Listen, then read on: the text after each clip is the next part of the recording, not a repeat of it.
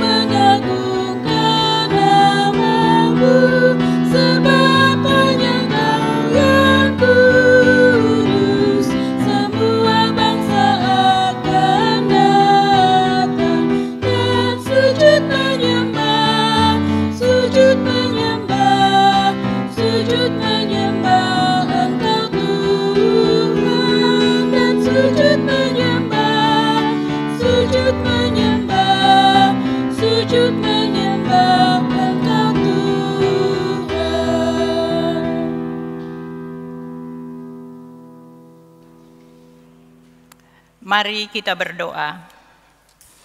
Bapa kami yang ada di surga, Bapa yang selalu mengasihi dan menyertai kami setiap waktu, pada malam hari ini kami mengucap syukur dan terima kasih atas berkat dan pertolongan Tuhan, sehingga kami dapat berkumpul pada malam hari ini, beribadah bersama sektor pelayanan 1 sampai 12 melalui video recording di rumah kami masing-masing.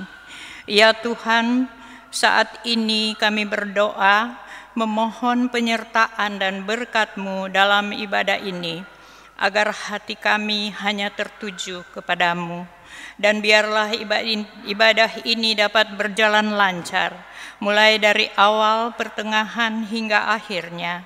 Berkatilah pelayan firman pada malam hari ini, Pendeta Samuel Haq yang melayani di ibadah ini. Terima kasih Bapa, kiranya kasih setiamu menyertai kami sampai selama-lamanya. Amin.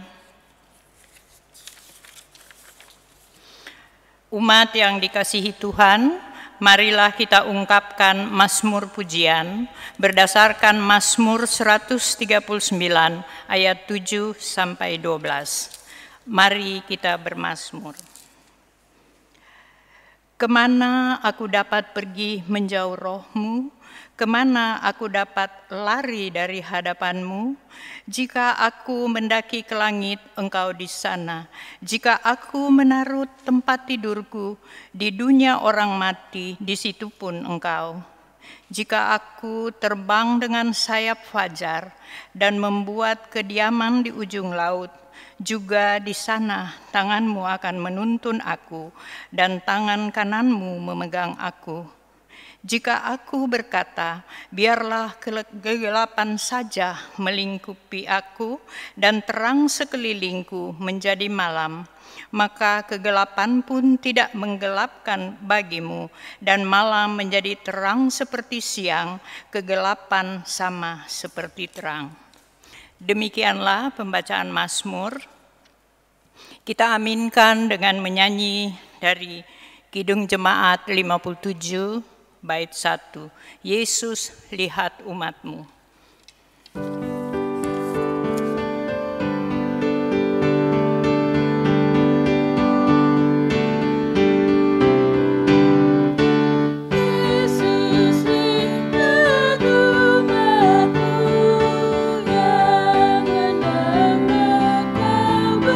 Firman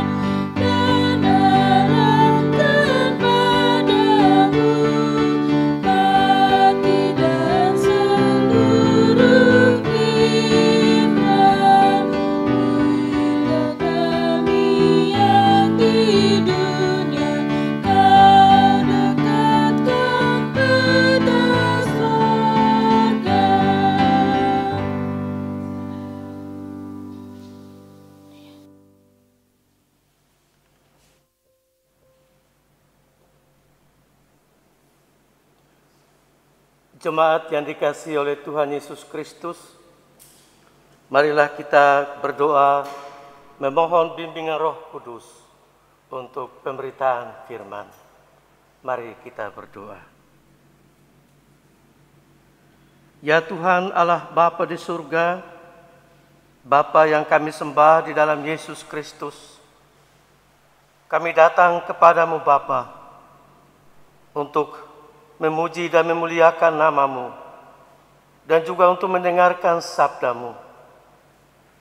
Oleh karena itu kami mohon kepadamu, berilah Roh Kudus-Mu untuk menerangi hati dan pikiran kami, serta menguasai akan persekutuan kami, agar firman Tuhan yang kami dengar pada malam hari ini boleh kami sambut dengan gembira dan memperlakukannya di dalam kehidupan kami. Ya Bapa, berfirmanlah kepada kami, sebab kami anak-anak-Mu bersedia untuk mendengarkannya. Dalam nama Tuhan kami Yesus Kristus, firman yang hidup itu, kami berdoa kepada Bapa di surga. Amin. Saudara-saudara jemaat, marilah berdiri untuk mendengarkan firman Tuhan dari 2 Korintus pasal 5 ayat yang ke-11 sampai ayat yang ke-15. 2 Korintus pasal 5 ayat 11 sampai 15. Demikian bunyinya. Kami tahu apa artinya takut akan Tuhan. Karena itu kami berusaha meyakinkan orang. Bagi Allah hati kami nyata dengan terang. Dan aku harap hati kami nyata juga. Demikian bagi pertimbangan kamu. Dengan ini kami tidak berusaha memuji-muji diri kami sekali lagi kepada kamu. Tetapi kami mau memberi kesempatan kepada kamu untuk memegahkan kami, supaya kamu dapat menghadapi orang-orang yang bermegah karena hal-hal lahiriah dan bukan batinia. Sebab jika kami tidak menguasai diri, hal itulah adalah dalam pelayanan Allah. Dan jika kami menguasai diri, hal itu adalah untuk kepentingan kamu. Sebab kasih Kristus yang menguasai kami, karena kami telah mengerti bahwa jika satu orang sudah mati untuk semua orang, maka mereka semua sudah mati. Dan Kristus telah mati untuk semua orang, supaya mereka yang hidup tidak lagi hidup untuk dirinya sendiri, tetapi untuk Dia yang telah mati dan telah dibangkitkan untuk mereka. Demikianlah firman Tuhan. Terpujilah Kristus. Haleluya.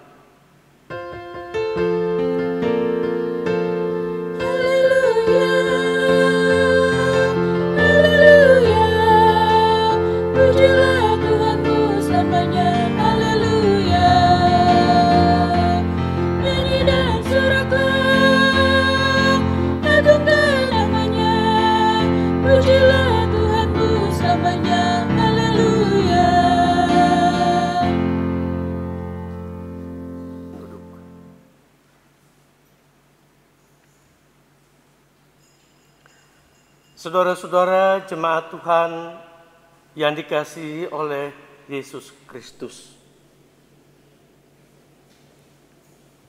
Sebagai manusia, kita semua pasti memiliki tujuan dan cita-cita dalam hidup kita masing-masing. Ada orang yang memiliki cita-cita untuk menjadi orang yang terkenal.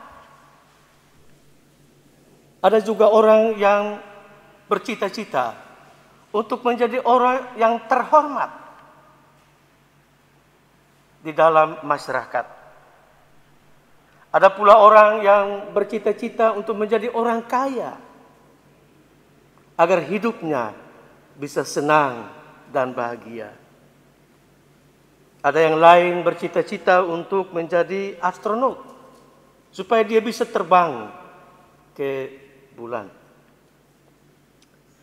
Saudara-saudara, cita-cita itu adalah sah-sah saja. Karena memang kita ada di dalam dunia untuk menjadi berkat bagi sesama, bagi keluarga, bagi bangsa dan negara kita. Namun sebagai orang beriman, kita diingatkan agar jangan kita lupa terhadap tujuan hidup kita. Sebab hidup yang kita miliki ini, atau hidup yang kita hidupi ini, bukanlah milik kita sendiri. Tidak seorang pun yang bisa menciptakan nafas hidup bagi dirinya. Nafas hidup yang kita hidupi di dalam diri kita masing-masing adalah pemberian daripada Allah. Dalam kitab Kejadian pasal 2 ayat yang ke-7 dikatakan bahwa ketika itu Tuhan Allah membentuk manusia dari debu tanah dan menghembuskan nafas hidup ke dalam hidungnya. Demikianlah manusia itu menjadi makhluk yang hidup. Karena nafas hidup itu berasal dari Tuhan, maka pada waktunya Tuhan akan mengambil kembali nafas hidup itu. Lalu kita kembali ke dalam ribaannya. Itulah sebabnya saudara-saudara dalam surat Rasul Paulus yang kedua kepada jemaat di Korintus, ia mengingatkan mereka bahwa Kristus telah mati bagi semua orang. Maka mereka yang hidup tidak lagi hidup untuk dirinya sendiri, tetapi hidup untuk Kristus yang telah mati dan telah dibangkitkan dari antara orang mati. Saudara-saudara, peringatan ini disampaikan kepada warga jemaat di Korintus. Karena warga jemaat itu hidup di tengah-tengah kota metropolitan Korintus sebagai pusat perjumpaan kebudayaan timur dan barat. Pusat perjumpaan agama-agama dari timur dan barat, dan pusat perjumpaan filsafat antara filsafat timur dan filsafat barat. Dan oleh karena itu saudara-saudara, orang-orang di Korintus sangat menekankan kehidupan yang hedonis, yaitu gaya hidup yang menjadikan kenikmatan, kegembiraan, kesenangan, dan kebahagiaan sebagai tujuan hidup mereka. Saudara-saudara, salah seorang filsuf yang sangat terkenal yang mencetuskan kehidupan yang bersifat hedonis itu adalah Epikuros. Dalam pengajarannya ia sangat menekankan kehidupan yang tenang, kehidupan yang bahagia, kehidupan yang gembira. Oleh karena menurut ajaran Epikuros, ketika manusia mati, ia tidak lagi mengalami kesenangan, tidak lagi mengalami sukacita, tidak lagi mengalami kegembiraan. Oleh karena itu maka selama manusia masih hidup, ia harus bersenang-senang, harus gembira, harus bahagia dengan sepuas-puasnya. Saudara-saudara, ajaran filsafat ini sangat berpengaruh bagi masyarakat pada waktu itu, termasuk masyarakat di kota Korintus, di mana jemaat di Korintus hidup di tengah-tengah masyarakat di kota itu.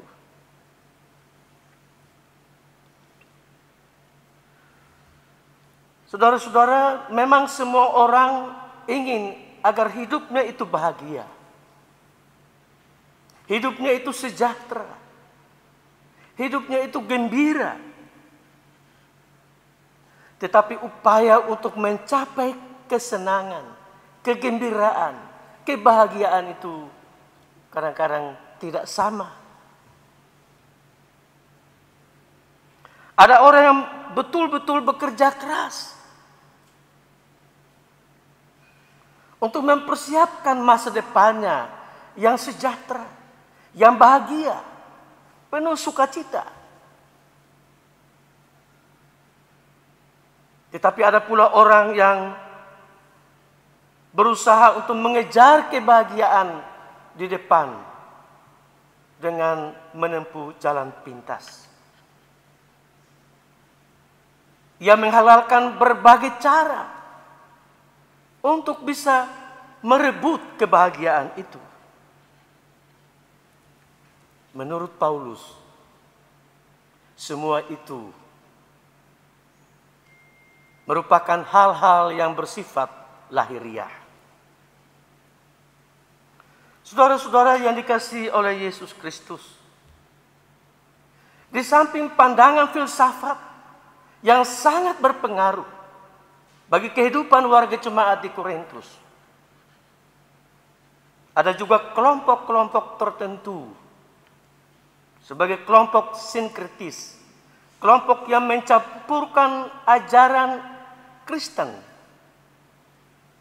filsafat Yunani, dan agama-agama Yunani menjadi suatu ajaran yang dikembangkan dan disebarkan di Korintus. Menurut ajaran itu, Yesus bukan sungguh-sungguh manusia. Ia kelihatan seperti manusia. Ia berjalan-jalan seperti manusia. Tapi bukan sungguh-sungguh manusia. Saudara-saudara, ajaran ini sangat berbahaya bagi iman Kristen. Karena kalau Yesus tidak sungguh-sungguh manusia, maka ia tidak pernah mati sungguh-sungguh di kayu salib. Ia tidak pernah bangkit sungguh-sungguh dari antara orang mati. Karena itu maka ajaran ini dipandang sebagai ajaran sesat dan sangat berbahaya bagi iman Kristen. Kelompok penyesat ini juga menyebut diri sebagai keturunan Abraham, sebagai pelayan-pelayan Kristus, bahkan memuji diri sebagai Rasul Yesus Kristus. Tidak hanya itu, saudara-saudara, mereka juga membawa surat pujian yang ditunjukkan kepada warga jemaat bahwa mereka adalah pemberita-pemberita yang sah.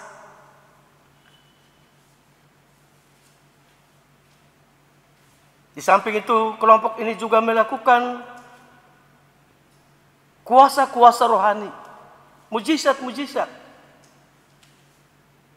dengan maksud untuk menarik perhatian jemaat terhadap diri mereka, sehingga jemaat bisa menjadi pengikut dari kelompok ini.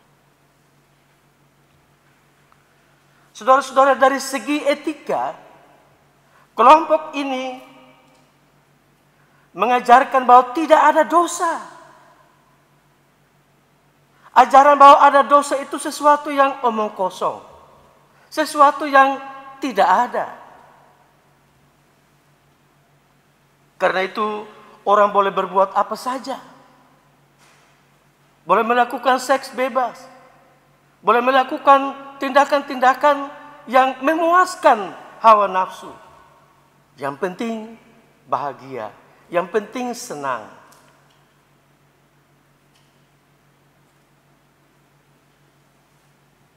Saudara-saudara, kelompok ini juga menentang Paulus. Mereka mengatakan bahwa kerasulan Paulus adalah kerasulan yang palsu. Paulus adalah rasul gadungan. Karena itu maka Injil yang ia beritakan adalah juga Injil yang palsu.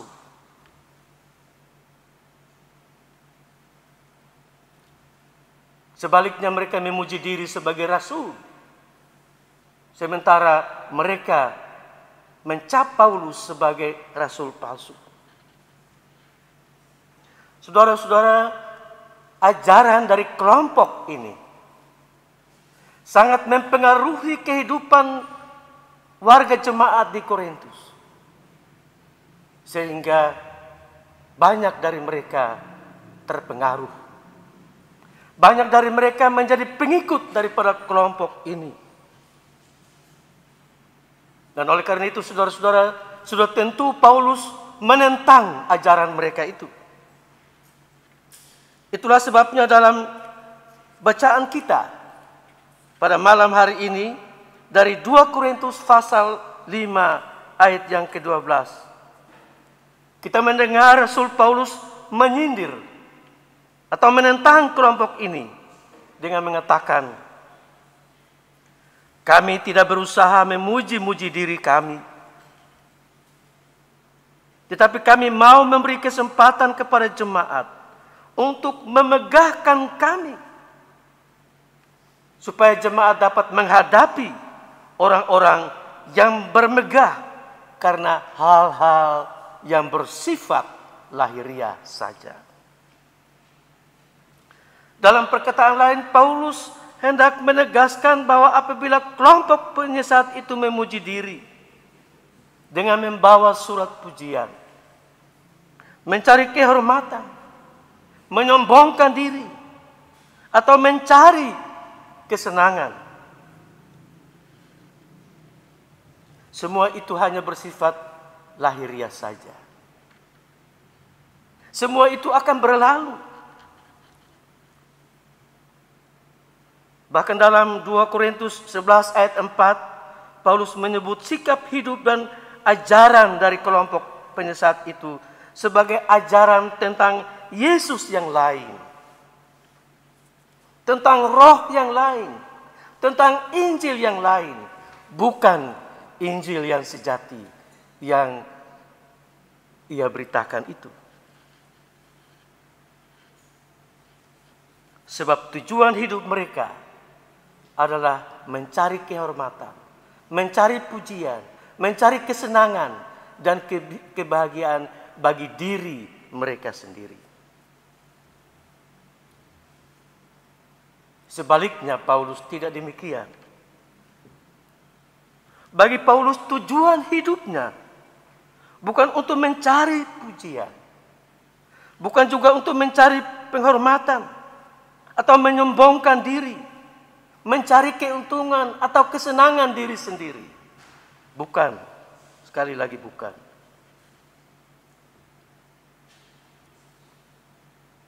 Sebab tujuan hidup daripada Paulus adalah hidup untuk Kristus. Hidup untuk Kristus artinya hidup untuk melayani Kristus. Alasannya adalah karena Kristus telah mati di kayu salib untuk semua. Supaya mereka yang hidup tidak lagi hidup untuk dirinya sendiri, tetapi hidup untuk Kristus yang telah mati dan telah dibangkitkan itu. Saudara-saudaraku yang dikasihi oleh Tuhan Yesus Kristus, pernyataan Rasul Paulus bahwa tujuan hidupnya adalah untuk Kristus merupakan suatu pernyataan yang sangat penting bagi kita umat Kristen yang hidup pada masa kini. Sebab dalam perkembangan dunia pada masa kini, entah di kota-kota besar, entah di pelosok-pelosok, banyak orang berusaha untuk mengejar kesenangan, kebahagiaan, dengan berbagai-bagai cara. Ada yang hidup dalam kehidupan seks bebas. Ada pula yang hidup dalam melakukan pesta narkoba. Ada yang lain melakukan dengan mempertontonkan kehidupan yang mewah. Dan yang lain hidup dalam kemabukan. Bahkan ada pula yang mengejar kesenangan itu dengan melakukan korupsi, pencurian, penodongan.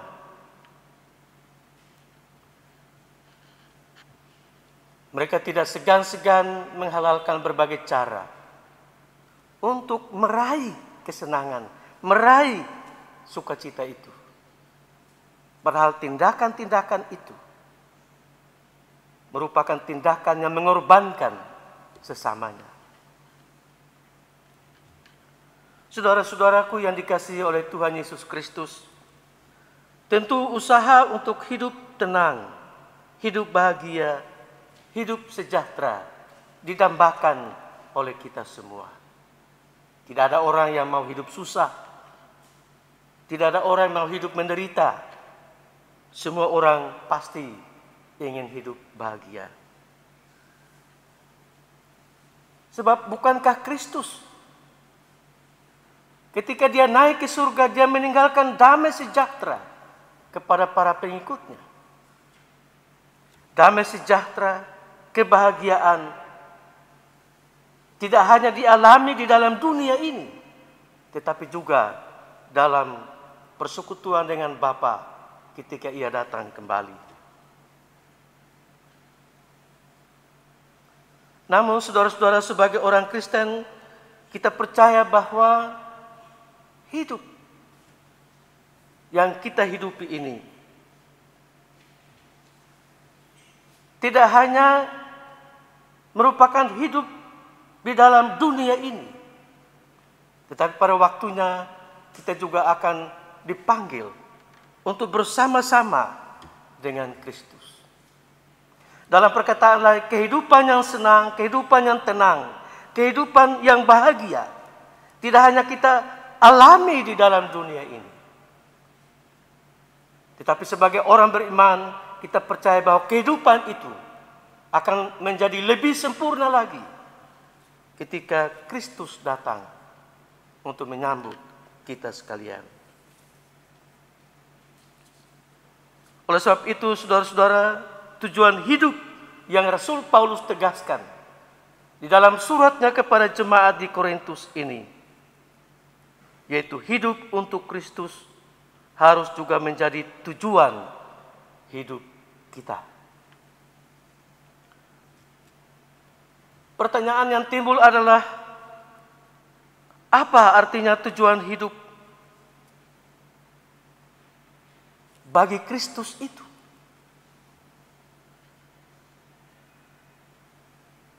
Hidup bagi Kristus berarti hidup yang dipakai untuk melayani Kristus.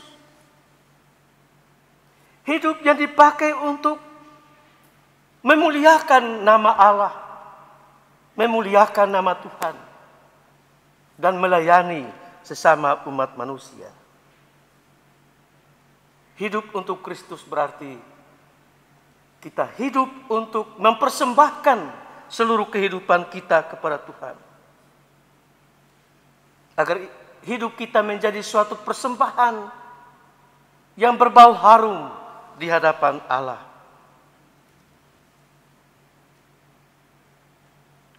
Namun saudara-saudara, kalau kita masih hidup dalam kebencian dan iri hati terhadap sesama kita,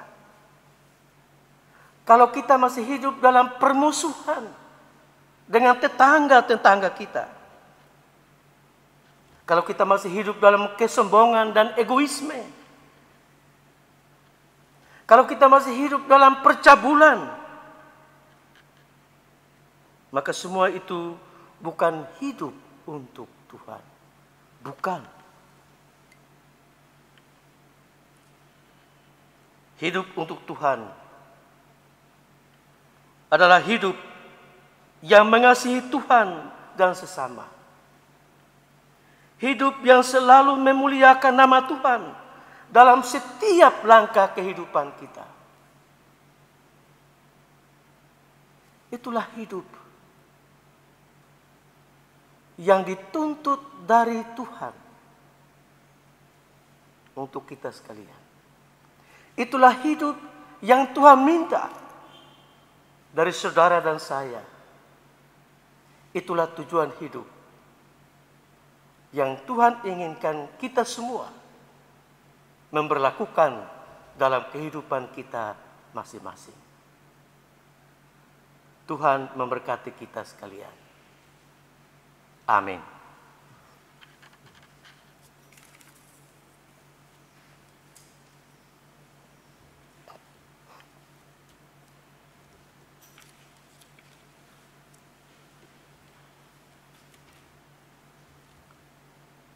Jemaat yang dikasihi oleh Tuhan Yesus Kristus,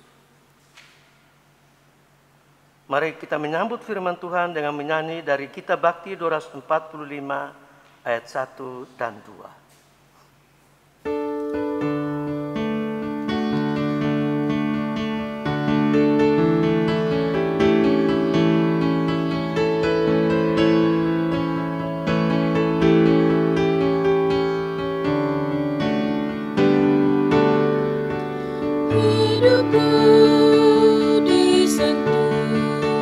Oleh 'Kasih Tuhan dengan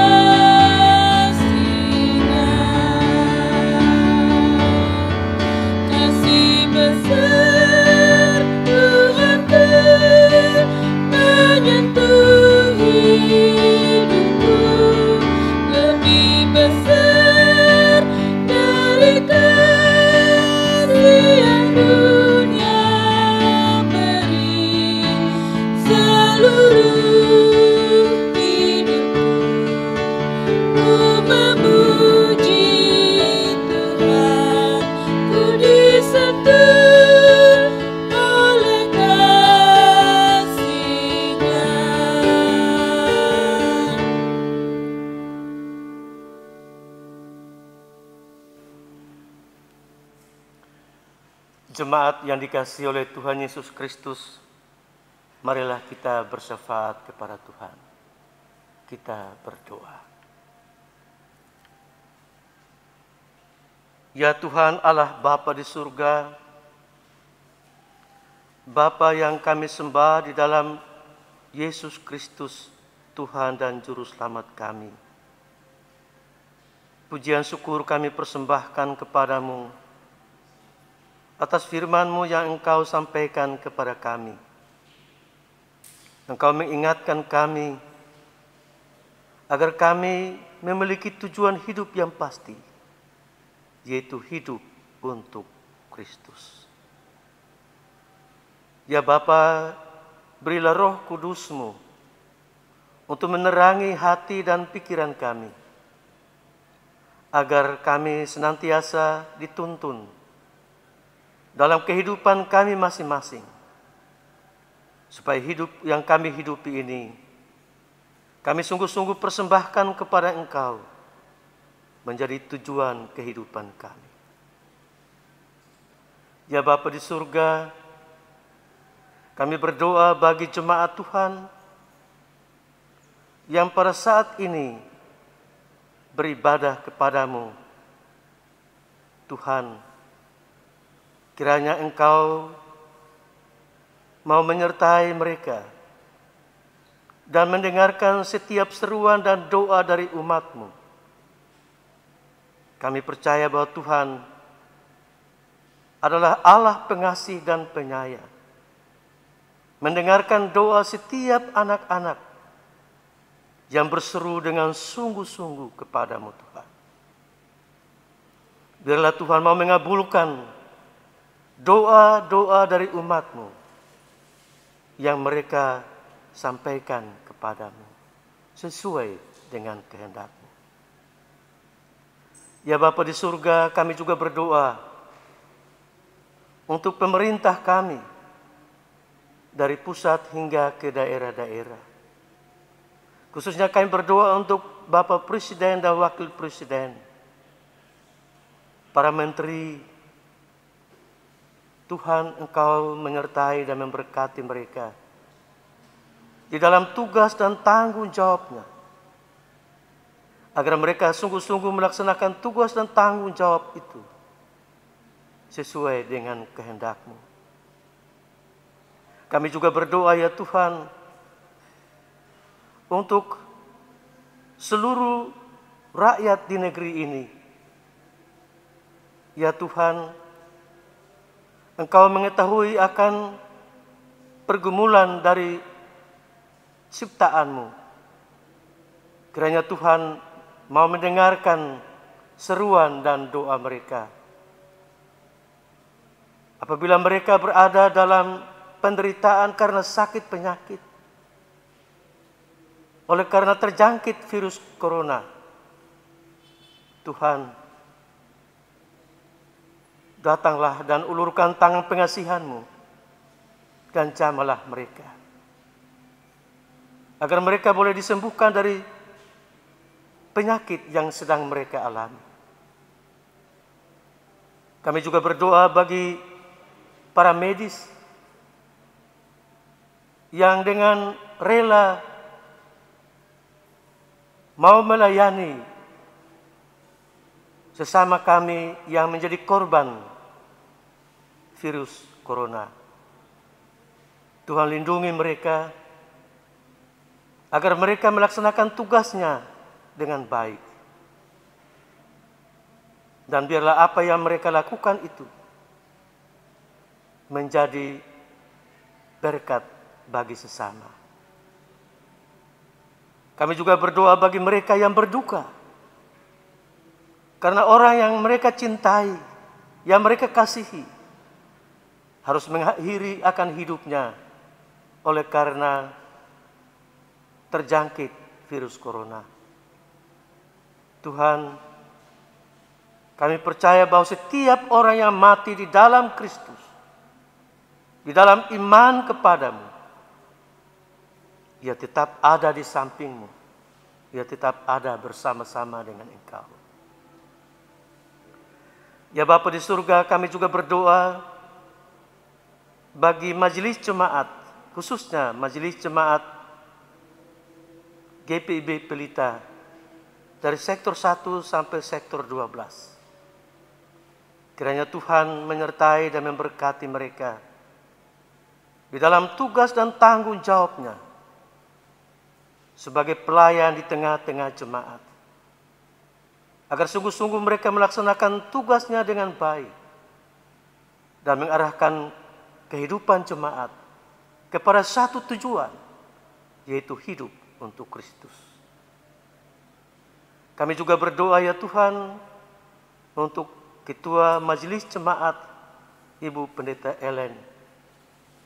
Tuhan, kiranya Engkau memberikan hikmat, kemampuan, akal budi bagi hamba-Mu di dalam tanggung jawabnya untuk memimpin pelayanan jemaat di tempat ini, agar ia melaksanakan tugasnya dengan baik.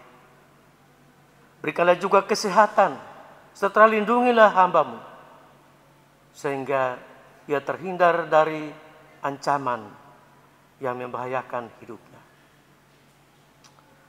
Ya Bapa di surga, kami juga berdoa untuk para pelayan domisili yang ada dalam lingkungan pelayanan jemaat GPIB Pelita. Kiranya Tuhan memberkati mereka sekalian di dalam tugas dan tanggung jawabnya, supaya semua yang mereka lakukan boleh membawa berkat bagi sesama dan juga untuk kemuliaan bagi nama Tuhan. Ya Bapa, kami berdoa bagi pemandu pujian, orhanis, dan petugas recording pada malam hari ini. Kiranya Tuhan memberkati mereka. Tuhan menjadikan mereka sebagai alat di dalam tangan-Mu, agar mereka menjadi pelayan-pelayan di dalam gereja-Mu Tuhan. Ya Bapa di surga, kami juga berdoa bagi janda, balu, yatim piatu, bagi mereka yang hidup dalam kesendirian. Tuhan, jadilah sahabat bagi mereka. Berjalanlah bersama mereka dalam kehidupan mereka.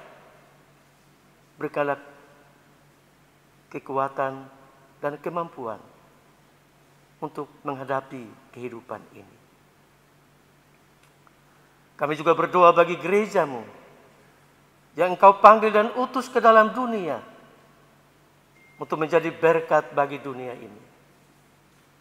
Berikanlah keberanian bagi gereja-Mu agar menjadi nabi yang berseru-seru menyampaikan kebenaran dan keadilan di tengah-tengah masyarakat dunia ini. Ya Bapa di surga, kami juga berdoa untuk setiap orang yang membutuhkan pertolongan-Mu. Tuhan, kiranya Engkau ulurkan tangan pengasihan-Mu dan menolong mereka, sehingga mereka bisa keluar dari kesulitan dan penderitaan yang mereka alami. Kami percaya bahwa Engkau adalah Allah yang hidup, Allah yang Maha Kuasa, yang senantiasa menyertai dan membimbing kami dalam kehidupan kami masing-masing. Ya Bapa, pada malam hari ini kami datang dan mempersembahkan doa syafaat ini hanya di dalam nama Tuhan kami Yesus Kristus yang telah mengajar kami berdoa. Bapa kami yang di surga, dikuduskanlah nama-Mu, datanglah kerajaan-Mu, jadilah kehendak-Mu di bumi seperti di surga. Berikanlah kami pada hari ini makanan kami yang secukupnya, dan ampunilah kami akan kesalahan kami, seperti kami juga mengampuni orang yang bersalah kepada kami. Dan janganlah membawa kami ke dalam pencobaan, tetapi lepaskanlah kami daripada yang jahat.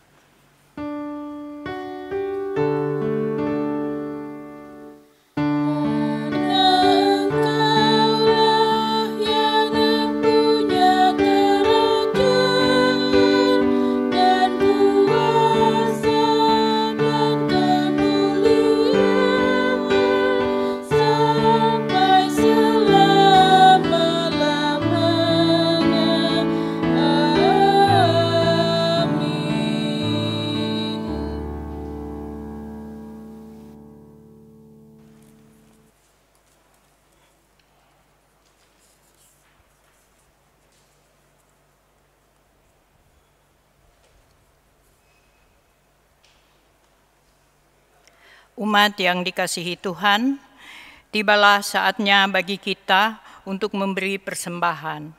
Firman Tuhan dalam Yunus 2 ayat 9 yang menyatakan, "Tetapi aku dengan ucapan syukur akan kupersembahkan korban kepadamu, dan apa yang kunasarkan akan kubayar. Keselamatan adalah dari Tuhan." Sambil memberi persembahan, kita menyanyikan lagu dari Gita Bakti 79 bait 1 dan 2, "Beri Padanya".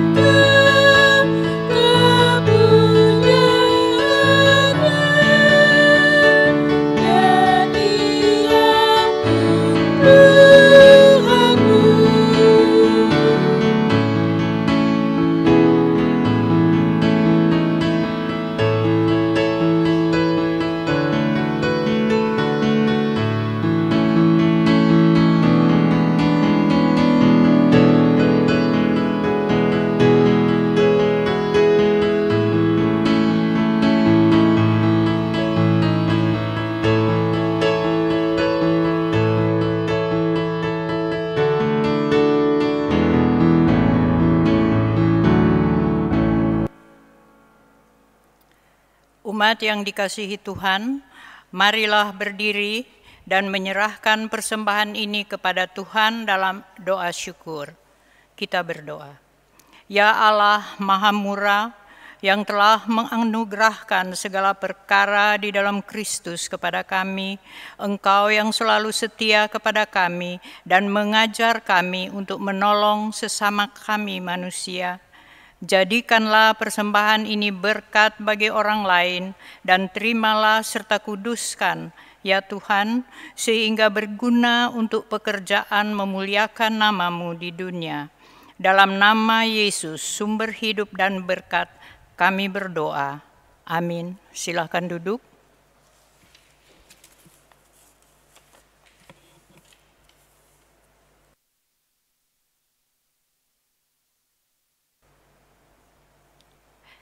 Mohon perhatian jemaat untuk warta jemaat ibadah keluarga hari ini.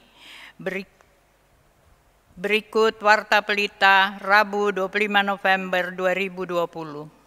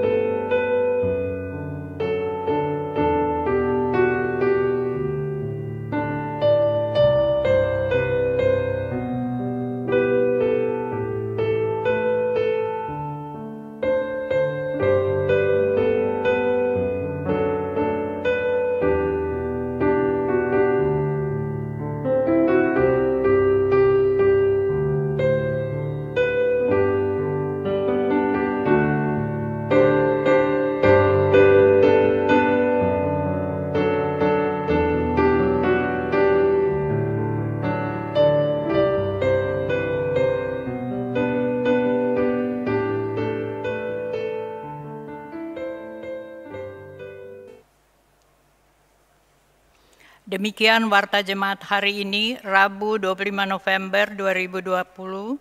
Tuhan Yesus memberkati. Atas nama Majelis Jemaat GPIB Pelita, kami mengucapkan terima kasih kepada Bapak Pendeta Samuel Haq atas pelayanan. Kiranya Tuhan Yesus memberkati Bapak Pendeta dan keluarga. Terima kasih.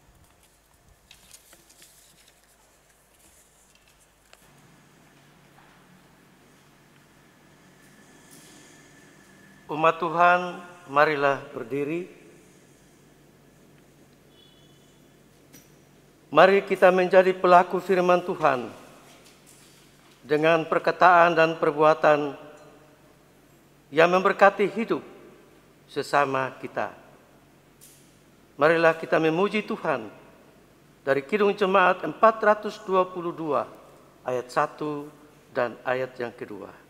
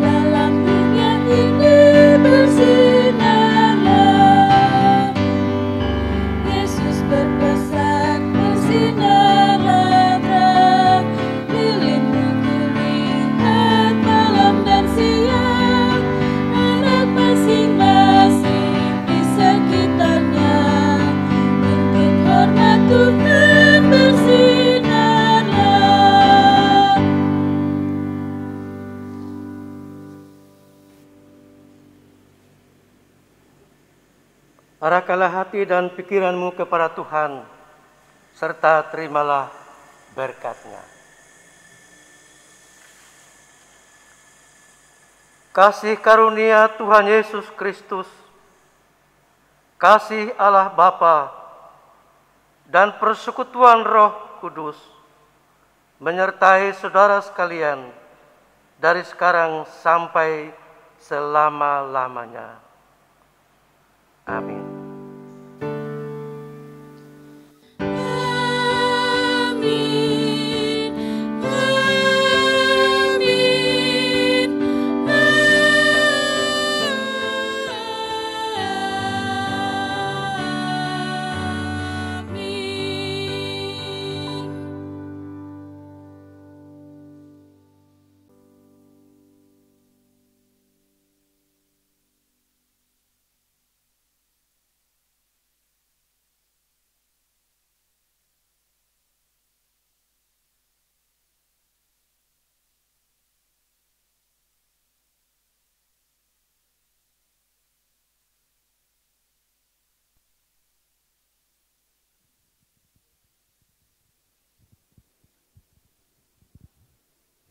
Demikianlah ibadah kita pada malam hari ini telah selesai. Terima kasih atas kebersamaan kita semua di dalam ibadah ini. Marilah kita semakin taat pada protokol kesehatan, tetapi terutama kita taat kepada Tuhan. Tuhan Yesus memberkati kita semua. Selamat malam.